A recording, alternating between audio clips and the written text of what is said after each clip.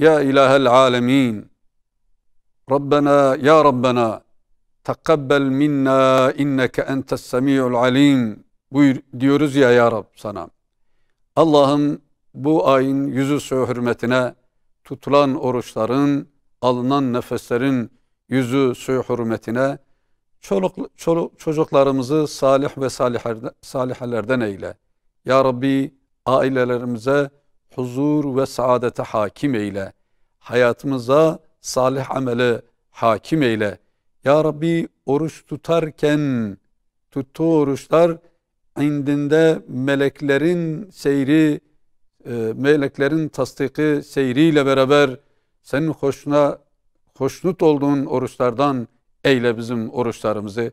Ya Rabbi bu ayda el açan, senin dergâh izzetine açılan tüm elleri boş çevirme ya Rabbel alemin. Amin. Amin ve selamun alel murselin. Velhamdülillahi Rabbil alemin.